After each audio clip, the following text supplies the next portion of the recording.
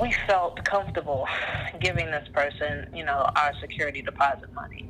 Unbeknownst to us, this was a fraud. Scammers are looking everywhere to make a quick buck. Add housing scams to that growing list. Thanks for joining us and happy Easter. I'm Ashley Bishop. Krista has the night off. One Maryland woman says she fell victim to a scammer based here in Fargo, and the person's bank account was actually registered to an address on 18th Street South. Now that woman is now out thousands of dollars and is warning others.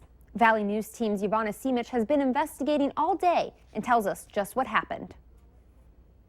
You think you're being careful until it happens to you. You just feel like you were totally stripped and robbed. You feel silly. We hear about phishing emails. We hear about all different types of scams that go on. And so I felt like I should have been extremely aware of this type of scam. Shauna Bruno lives in Maryland and thought she found her dream home on Zillow. She contacted the person listed as the owner, a person claiming to live here in Fargo.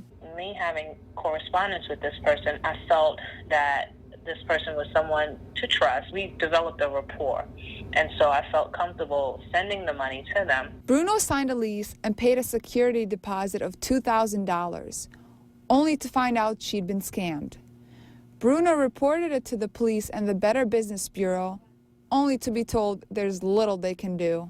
I think scammers realize it's a pretty good way to make some money, unfortunately, and so they always put these ads out there, and sometimes people run into them and have a bad experience. And the BBB says that rental scams are on the rise. Be aware that Craigslist is a really good resource, but it's also a dangerous resource. The BBB says if you have the chance, talk face-to-face and see the property for yourself before signing anything. Trust your gut to, if it's something that seems a bit fishy, to look more into it, to definitely to do your research, and don't ever give money for a house without seeing the house. Be careful out there. There's a lot of scammers out there. As for Shauna Bruno, she's learned the hard way from this experience and hopes others learn from her mistake. Ivana Simic, Valley News Live. The BBB also says if you're only contacting the person through calls or emails, it's probably a scam.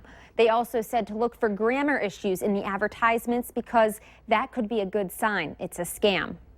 Now is your chance to stop scams and corruption in your community. If you discover something suspicious, call our whistleblower team and we'll work to investigate it.